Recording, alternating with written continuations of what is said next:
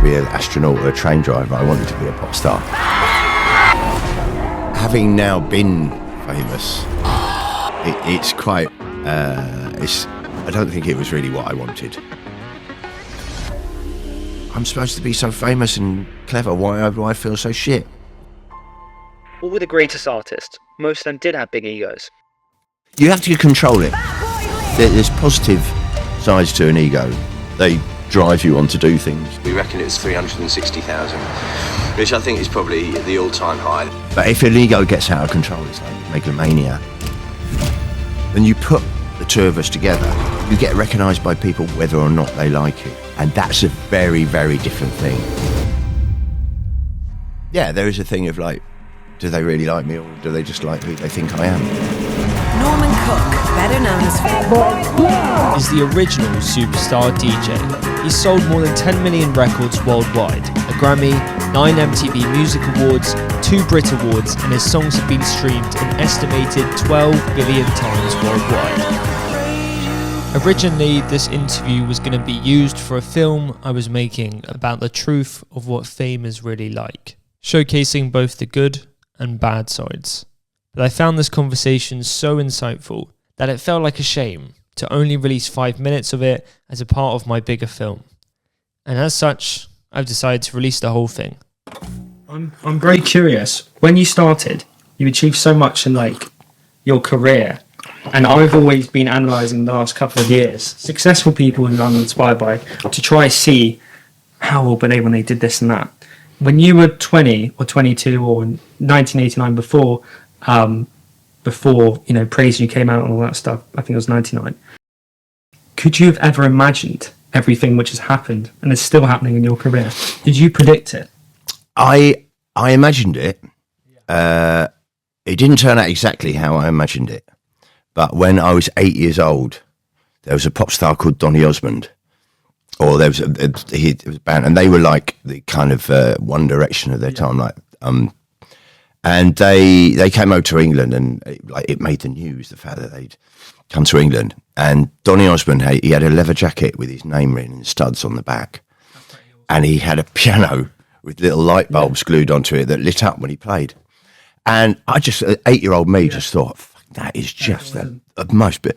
And from that point, I wanted to be a pop star and I wanted to be famous. And when I was all the way through my thing, when everyone said, I didn't want to be an astronaut or a train driver, I wanted to be a pop star.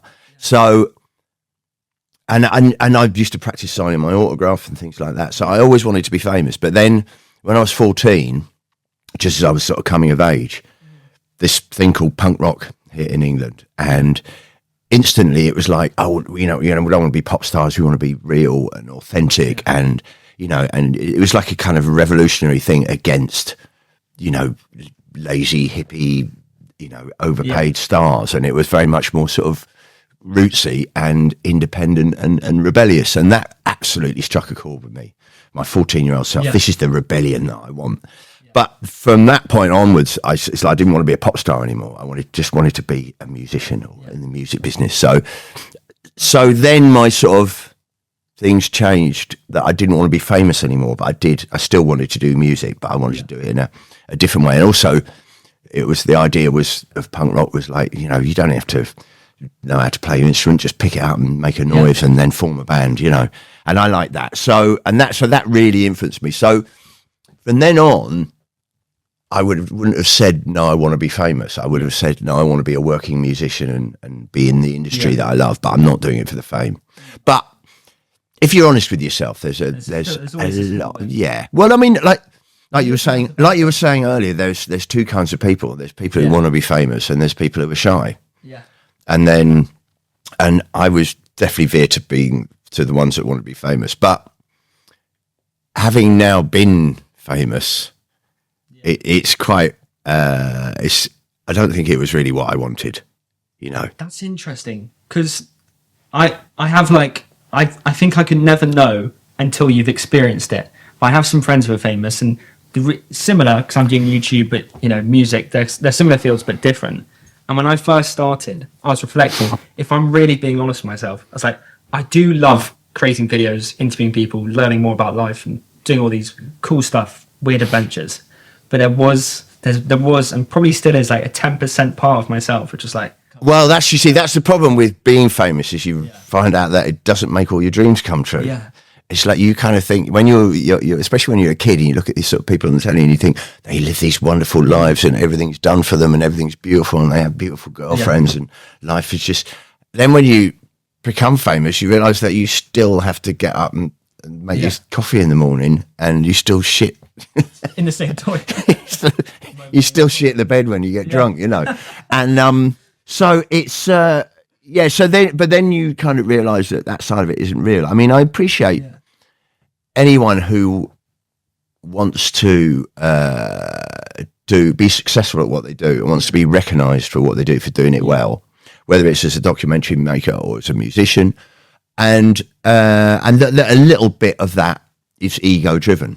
You know, you want people to go, oh, you know, you want when you say, oh, you know, I made that documentary, and they go, oh, right, I saw that on the telly, it was brilliant. It's the good feeling. And I like that. That's the bit that everyone really likes, but that's not really fame. That's recognition. That's recognition and success and feeling like you've done a good job. And that, for me, is real. The fame thing isn't real at all. It's just, it's not just intangible. It's actually just bollocks. Why so? I think I have an idea, but I'm interested because you know. Well, because it can be fun, but most fun is bollocks, isn't it? You know, it's not based on any. Fun's also not. Yeah, and it's you couldn't quantify it or anything like that. No, fame is the idea that other people think you're more successful, clever, or attractive than you really are. And then the reality is you may be, but probably not as successful as they think you are. So it tends to be in the eye of the beholder. So the only reason you know you're famous is other people's reaction to you. And it's that, you know, you walk down the street and people recognise you, or you walk down the street and people want a selfie with you. It's like, okay, I must be famous then. Because a lot of people, I know that I suppose on the other side of the coin, there's other people who really want to be famous and they're desperate to think they're famous. And they walk down the street and no one recognises them. So then that's the bad bit of ego. The good bit of ego is wanting you to feel like you've achieved something or that you're good at something. And the bad thing is people which increasingly in your generation with the kind of Insta famous thing, is like these people who just want to be famous for being famous. Yeah. When I was growing up, people were famous for having done something. Being good at something. Yeah. But a lot of the kind of reality stars, it's like, you know, sort of, so what are you famous for? I'm famous for being on that show, but that show you just did nothing. You were yourself, or like a staged version of yourself. But what have you actually achieved? It's like, I was on that reality show, you know, it's like, and a lot of people try and be musicians or sportsmen or whatever because they want to be famous.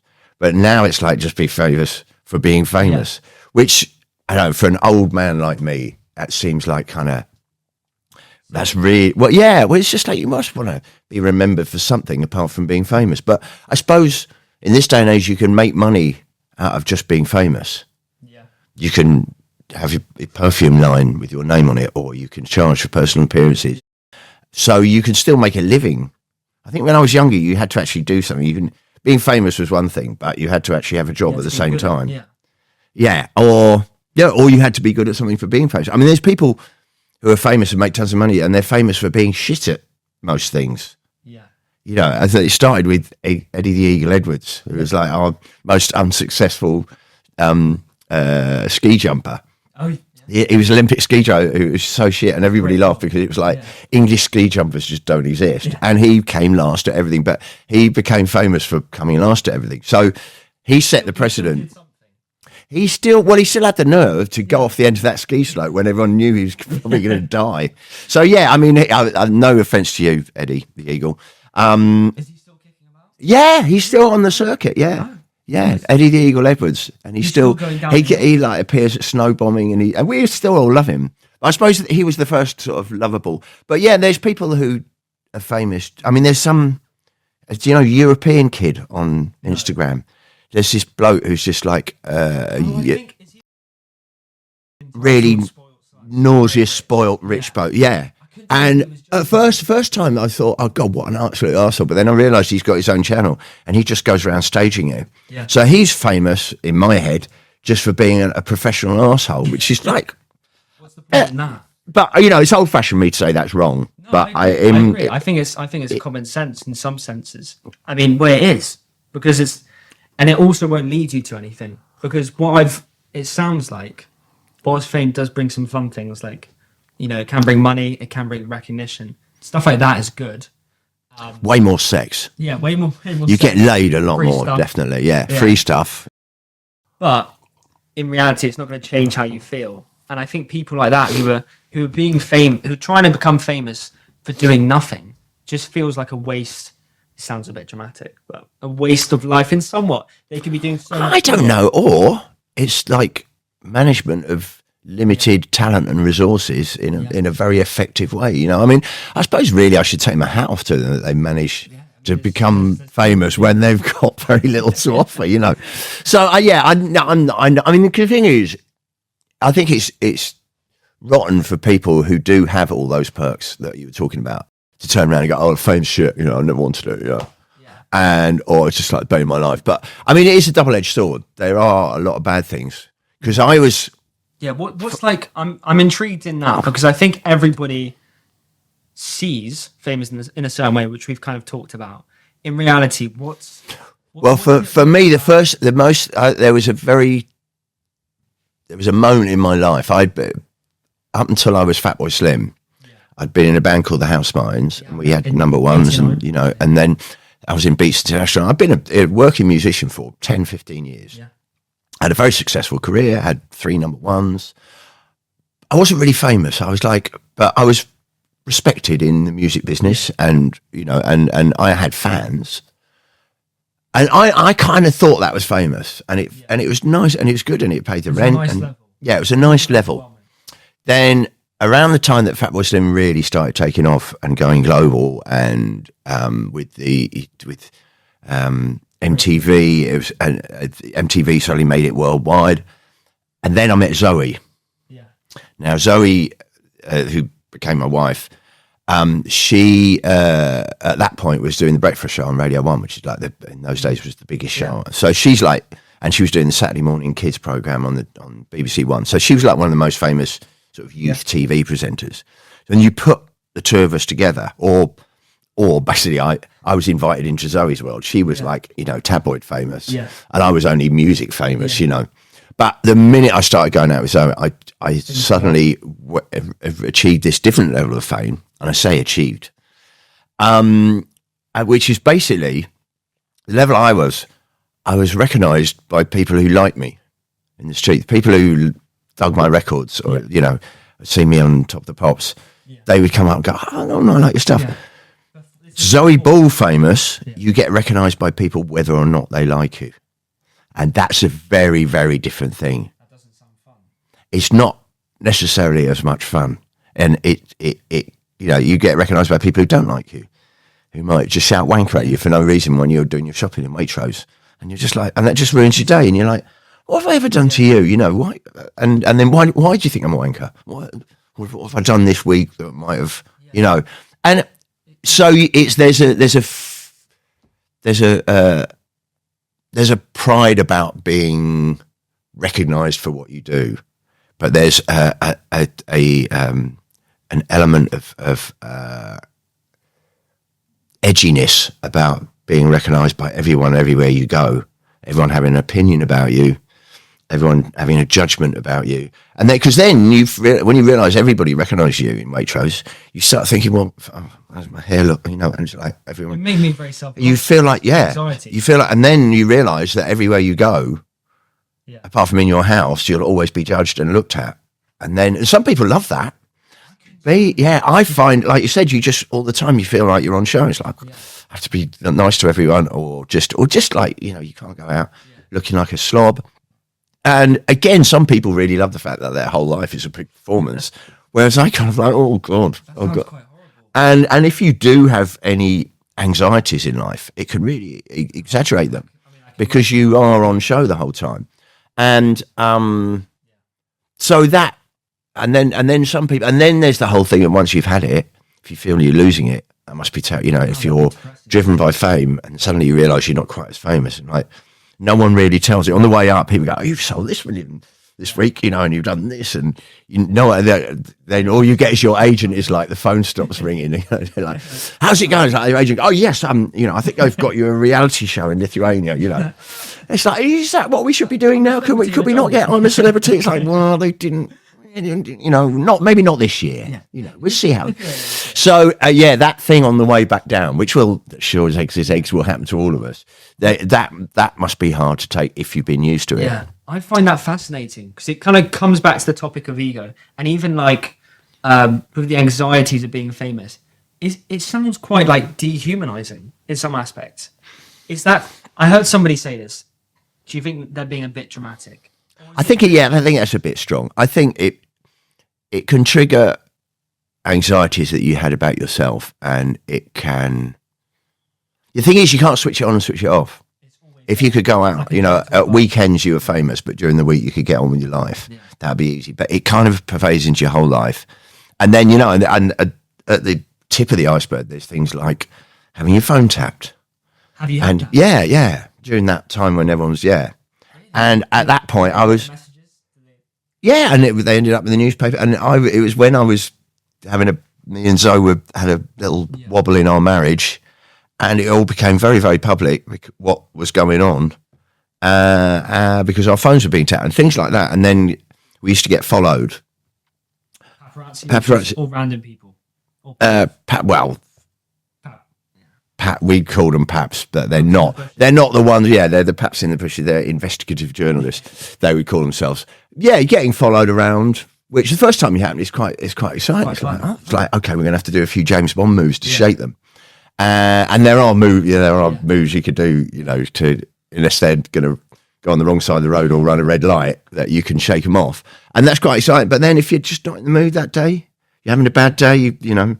You just, which everyone does. You're having marital problems with your wife, and then there's some cunt following you in the car, and it's oh god. So and those things. But the thing is, again, I would never moan about it because you live by the sword, you die by the sword. I signed up for this. Yeah. I wanted to be in this thing, so you can't say, "Well, I only wanted the good bits. I don't want the bad bits." And but it's that feeling that you would never.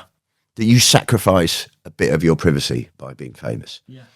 And again, some people don't mind that. Some people are quite happy to live their lives in public, but sometimes you don't want to, sometimes you want to just switch it off. Weird question on this topic, and then we're going to move on to another one because we've been talking about it for a while. It is fascinating. If you could have achieved all the things you've done in your life, but not be famous, not be recognised, not have any of the accolades, none of the awards, that's the contrast, I guess. Would you prefer that? In a heartbeat, I'd take that. Yeah. Really? Yeah. I think people should know this because this is the part of the reason I think there's so many people at home who do want to be famous because they don't. Yeah, I mean, my satisfaction in life is how well I've done my job and how long I've managed to do it for, and the records I've made and the people that I've entertained and made dance. It's not that. I don't get no satisfaction in the fact that people want to have selfies taken with me all the time. Yeah, I don't think so. No,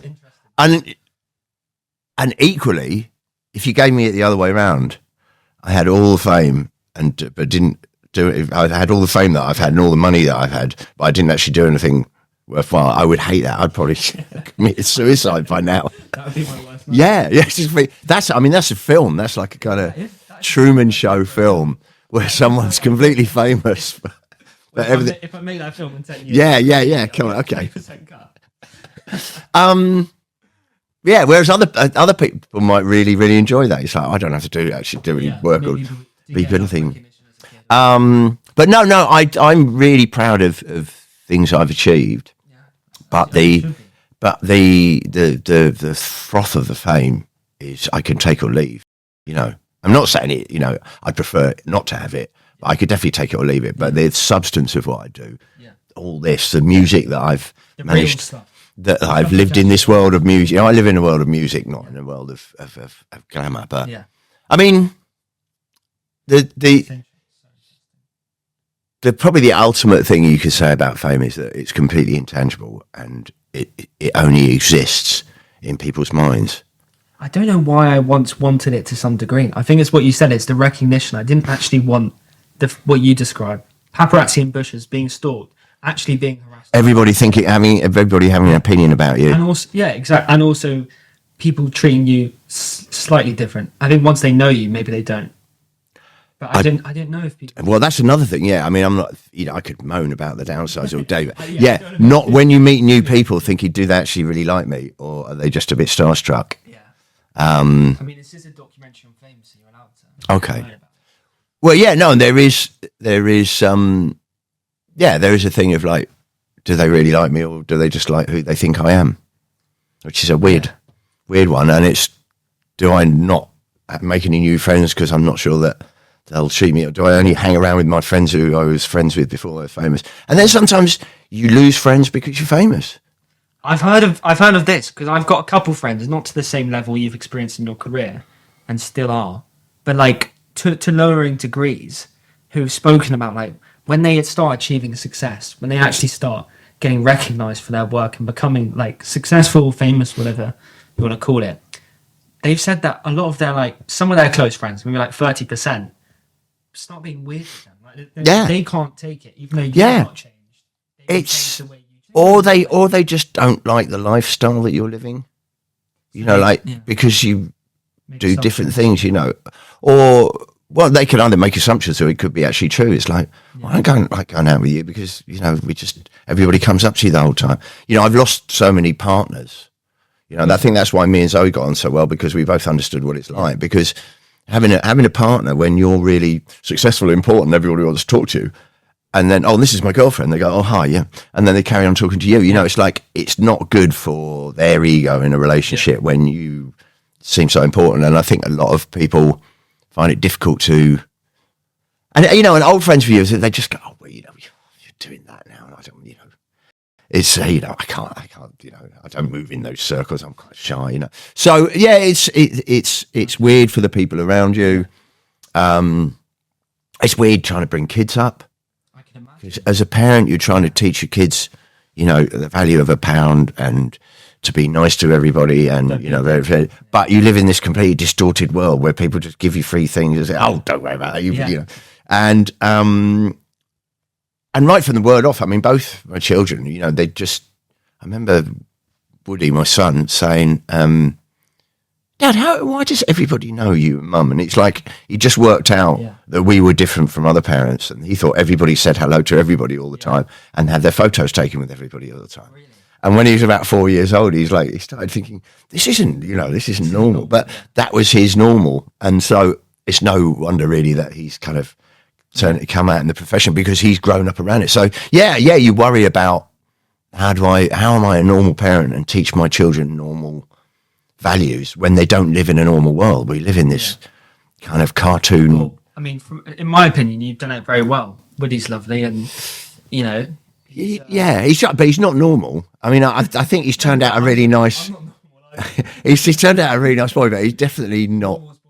Yeah, but yes, you know, like you said, there's a difference between success and fame, and the fame that I can, and fame is lovely if you can switch it on and off. You can't. Yeah, if you say, you know, when I'm going out, when I got my glad bags on, tonight I'll be famous, and then tomorrow I can go back to being a dad. It's like, it don't work like that. Yeah. So I'm super, super interested.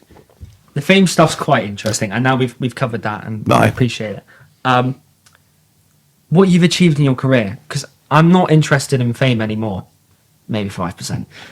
Not after this conversation.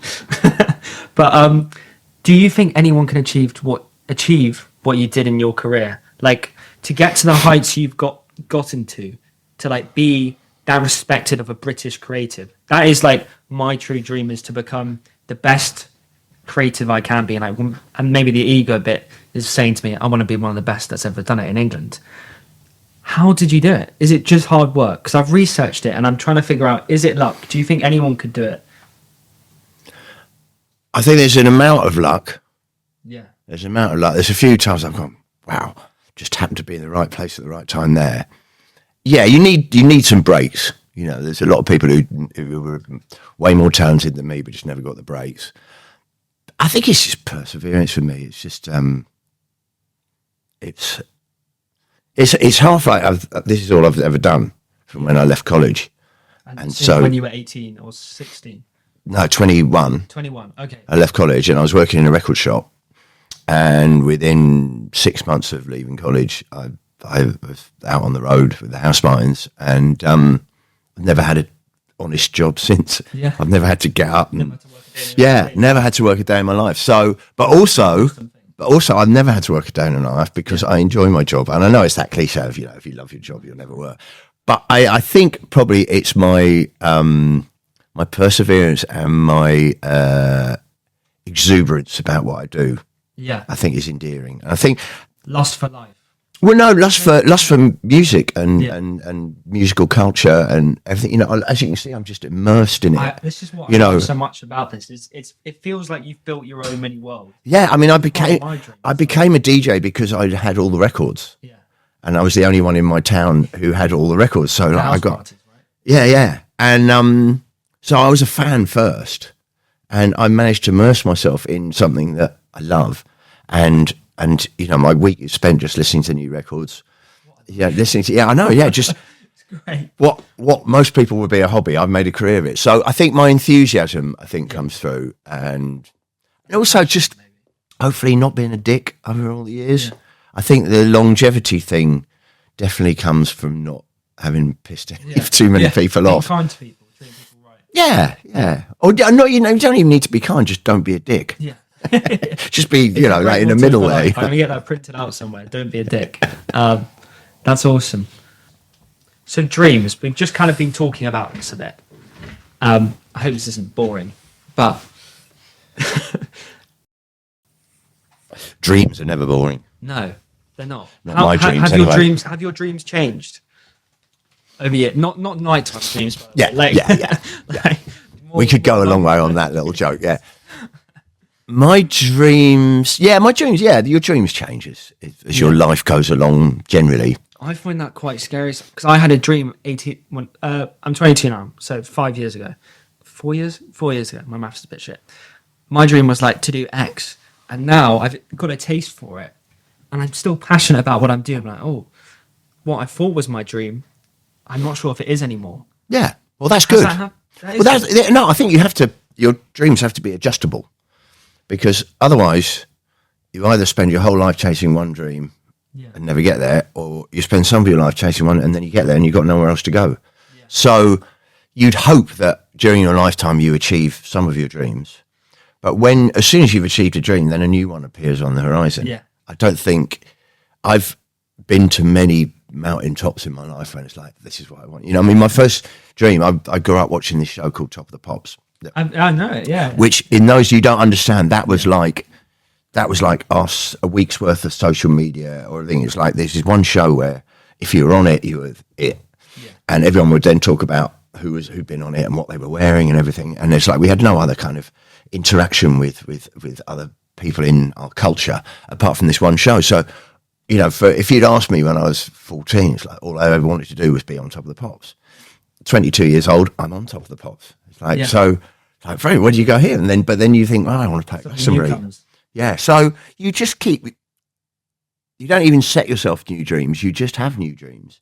Yeah. But then as you get older, your dreams change, all I wanted to do was be successful. And I all the way through my 20s, I got married and my wife wanted to have kids, and I'm like, I haven't got time for kids. Yeah. I've so much to do. Yeah. They would just hold me back. Yeah. But then in my late 30s, I met another lady and thought, I do want to have kids. So there's, my dreams have changed, and then there's my dream to have children. What's the dream now? Is there a dream now? The dream now is just to maintain it, to be honest. Yeah. I'm 60 years old now, and I'm kind of aware that I'm in the twilight of my career.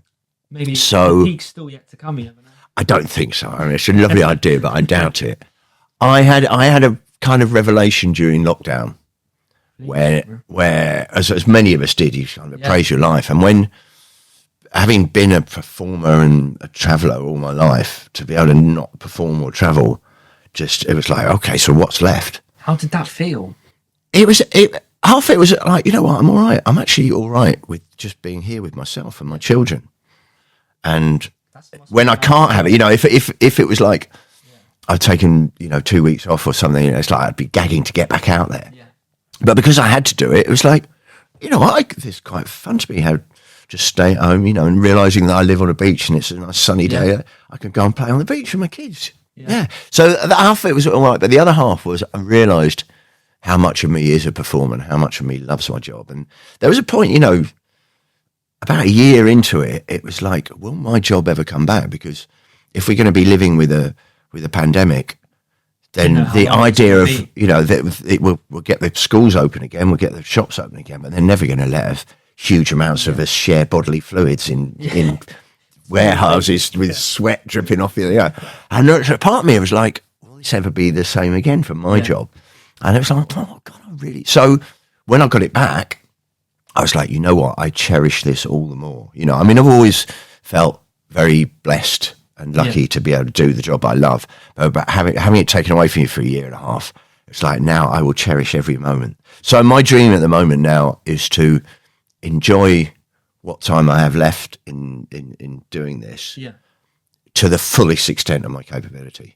Like this year, I've played more shows than I've ever played. Really? Yeah. I think 108 shows this year, which is an all-time record for my whole career. And also doing things like, you know, going and playing during Miami Art Week and hanging out with artists. Yeah, just to experience all of it and making the most of it while it lasts is that's my dream at the moment. And possibly just a little dream of knowing when my number's up. What we were saying about, you know, when you don't realise. Well, you know, there must be, if you've got an ego, which obviously I do.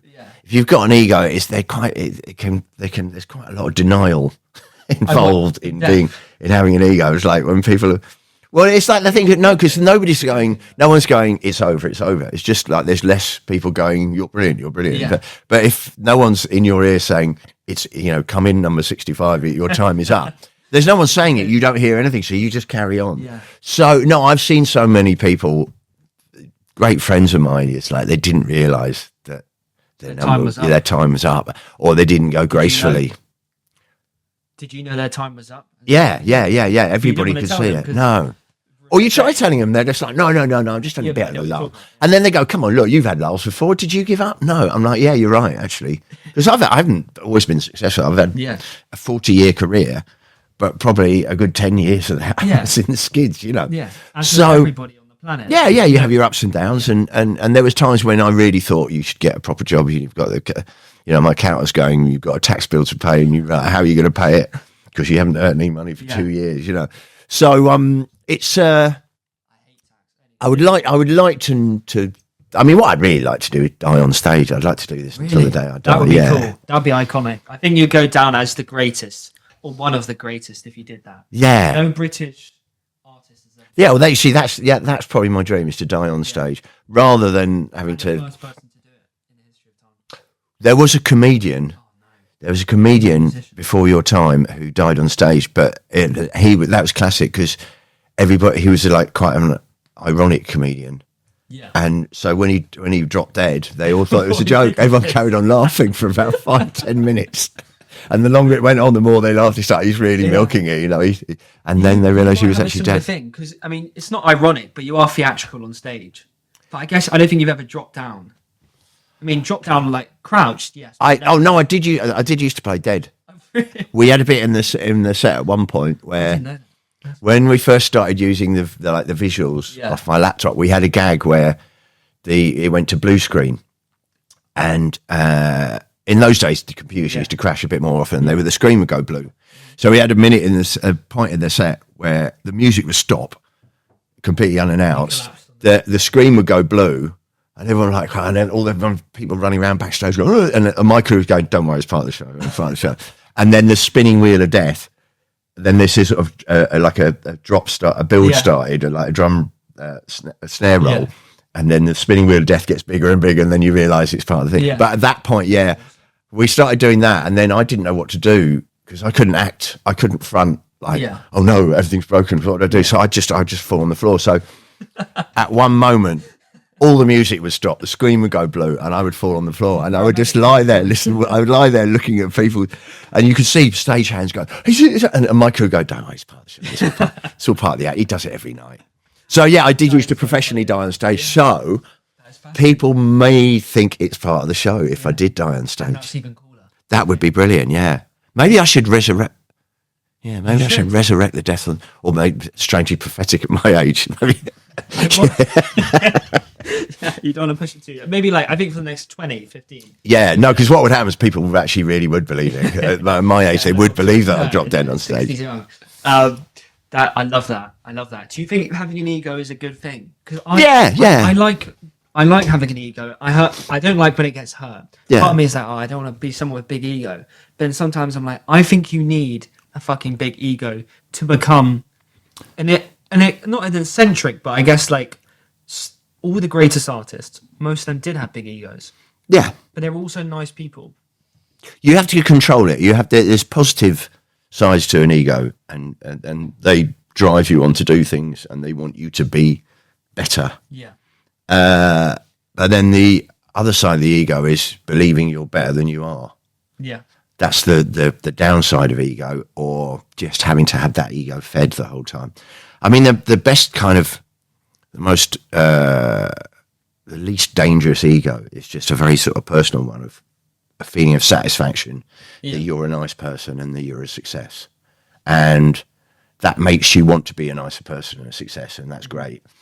But if an ego gets out of control, it's like megalomania, or it has to be constantly, you have to have sex with everybody you meet to feed your ego, or everybody has to, you only employ people who tell you you're really good the whole time, So yeah, there's ego is like many emotions or forces, if you use it for good, then it's great. But if you turn to the dark side, it can be dangerous. Yeah. I feel like if you're gonna have a big ego, you have to turn to the dark side once in life. Maybe not. Oh, that's deep. Sorry, I don't mean to give it. What do you think? I don't want to give you an existential crisis on this rainy Tuesday. No. But it is quite interesting. Did you have a period of turning to the dark side? I have a personal dark side, but that's just anxiety and depression. Really? That's just mine. I've got anxiety as well. I can relate on that. Yeah. When did you first experience it?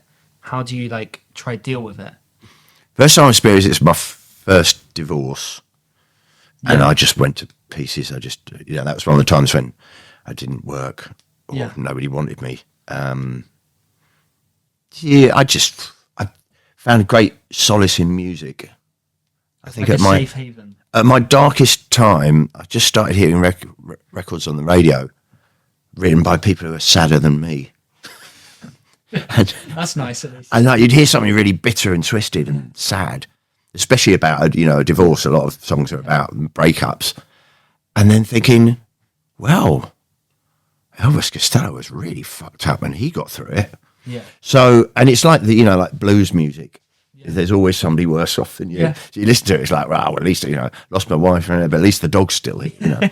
I like that. So there's a comfort in music, because then you suddenly realise that these songs that you've been listening to for all your life, you didn't really listen to the music, to the lyrics and what it was about, and then you realise that everybody's gone through what you've gone through, and you don't feel so alone. Yeah, and music's great for that. Music's great for conveying emotions, and they can be sitting there for years until you need them. Yeah. And one day you hear that song, and then you hear one lyric, you think, oh my God, that's me. Yeah. You were. Yeah, so crazy how it can make you feel so much better. Like, it is like a prescription of sorts. It's like waiting there. It's like a magic kind of pill in audio form sometimes, which is what I find. But it's like you listen to something, and even if it's sad, just relating will make me feel better. Yeah. And it just helps to switch off the bad stuff. Yeah. But yeah, so my dark side is a sort of personal dark side, rather than me doing bad things. It's just no Darth Vader. Yeah. I mean, that was I kind of guessed that was where you're going, but yeah, no. So mine is not my hideous, alter ego, or my evil twin. Yeah. It's just me sinking into That'd be myself, funny if an going, evil twin just popped up. yeah, and sometimes it can be me sitting here thinking, I'm supposed to be so famous and clever. Why do I feel so shit? You know? Yeah. And that doesn't. Yeah, that's another bad thing about fame is when you are upset. It's like, this shouldn't be happening to me. Yeah. I'm famous and successful and rich. Why do I feel so shit? You know. So yeah, but yeah. So that's my dark side. It's all internal. It's all so internal interesting. rather than. Well, thank you for opening up. I've got 2 fun questions to end the interview on. It's been a great chat. My best Thanks. interview I've ever done. You're my favourite guest. Oh, shucks. There you go. See, that's my ego. That's my ego for the day. That's all I just need. I just need that little tickle.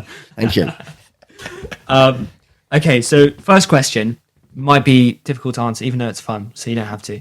The first question is, what's like the most interesting? This is a good one for the short reels. This is how we hook people into the more meaningful stuff. What's the most interesting or funny celebrity experience you've had with somebody where you were like, is there one of those where you met someone, they're like, oh my God, Brad Pitt, you'll never guess what he did last night. If that's too personal. No, it's not personal. I'm just trying to think of a suitably If not, then good one. The one that I don't know why one came to mind involves my son. Probably my best celebrity interaction is a guy called David Byrne. yeah. Who do you know him? I think he's an artist, but He's- I'm not super familiar. He's an artist. He was in a band called Talking Heads. Yeah. And I grew up listening to his music. And later in life, I was lucky enough to work with him. And we wrote a musical together, and we did some tunes together. He came and stayed here at my house while we were writing them, and that was really weird because they say never meet your heroes, and I say do meet your heroes, but only if they're really as good as you think. And he was even better than I thought. I was really worried about working with him, but we spent a couple of afternoons together and to see if we got on. And it's like, yeah, no, we really do. And he's a genius, but when you're working with him, you don't feel like, oh my God, I'm sitting next to somebody really clever. Yeah. It's like you feel like natural. he makes you feel part of it, and then he brings out your genius, and then you feel good. He's also very funny. He's also very kind. He's just so talented that you feel not in awe of him, but you feel part of his lovely world, which is a beautiful thing. But then the most the weirdest thing was, when I got my head around that, it was everybody else's reaction. Like a friend of mine came round one day and David answered the door, and he just shit his pants. Oh, the friend or my friend who David Byrne was his hero too, and he had no idea that David Byrne would open the door when he came round my house. Yeah, it'd be like a weird dream. Yeah, and he just shut the door again and then walked off. I said, "Who's that?" He went, "Some guy." He just looked at me and walked off. I said. And I ran after him. I said, "Were you not coming round?" He went, "I opened the door and David Byrne answered it, and I didn't know what to do." And then the other freaky thing was when we'd come in from the studio every night. The studio was next door, and then we'd come back for tea. And my son was about 4 at the time, 5, and he would do a puppet show for David Byrne. Yeah, and he would charge him. He would charge him £1, but David Byrne only had dollars. So he used to charge him $1 every night to do a little, and he would do that. And David Byrne would sit there, "Oh, it's very good." We would do this puppet show. How long did it last? How long was the puppet show? I can't remember. Not an hour long. Not a dollar's worth, as I remember. But yeah, That's awesome. That's a great story. and that was living in amongst the genius of your heroes, and just David Byrne, doesn't matter what he's done. He just thought it was really funny that a 4-year-old wanted to charge him to do a puppet show. That's so cool. Okay, so last question. Sorry, that wasn't a very short answer to your. That was supposed to be the little.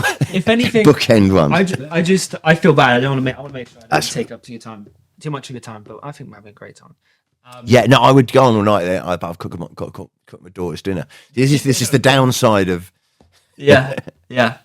So last question is: if you could go back to any night you've lived in the world in your life, what night would it be? If you could relive just one, you can take some time to think about it. Because if somebody asked me that, I think it's there's one. Is only one regret, and it sounds really, really shallow. Yeah. But years ago, I had some friends. Before I think I was still at college. I was at college, but I had some friends who were breakdancers, and they were and they got this gig breakdancing on the telly at the Hacienda nightclub in Manchester on a program called The Tube, and they said, "Oh, we're dancing on the Tube.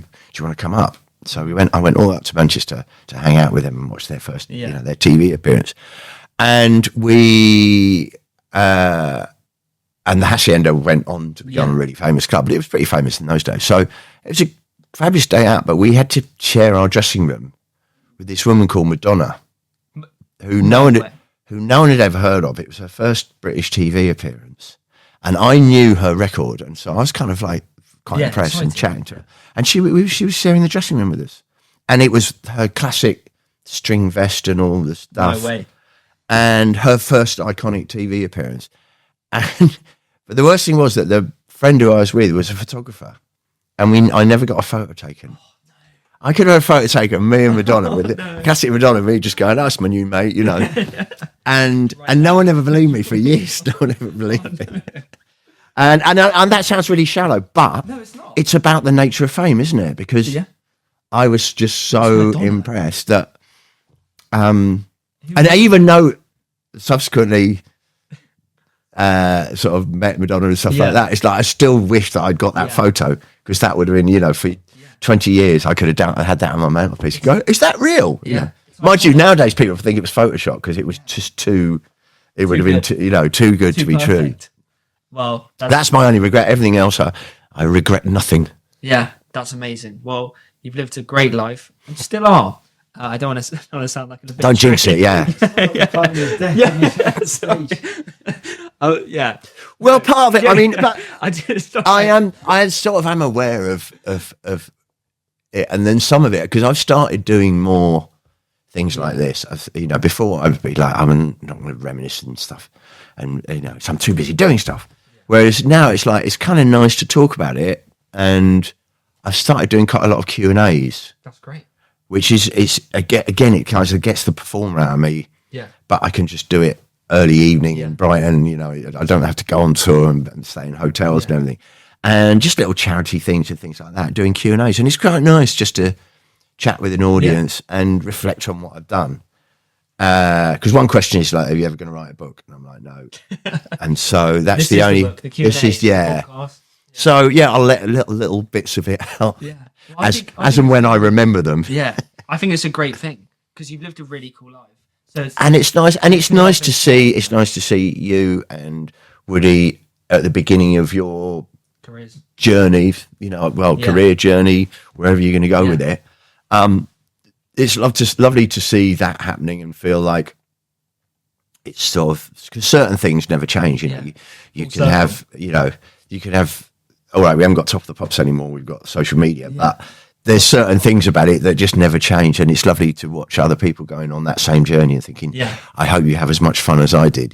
Thank you. I'm sure we will. YouTube's a little less extravagant than like the DJ world or being a musician. Actually, I still. But you're not going to spend their whole life on YouTube, are you? Oh no. Because for starters, in 5 years' time, there'll be something YouTube will have passed by the wayside, because now we have TikTok, AI vision, where things are beamed into your head, or holographic.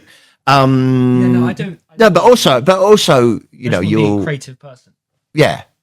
Also, you don't want to be stuck on YouTube for your whole life. You want to be on Netflix. Of course. Yeah. Doing cooler things. Yeah. Well, good luck to you, my friend. Thank you so much, Norman. It was great to meet you. Great interview, and thanks for having us. Awesome. Beautiful. It's the best. Oh yeah.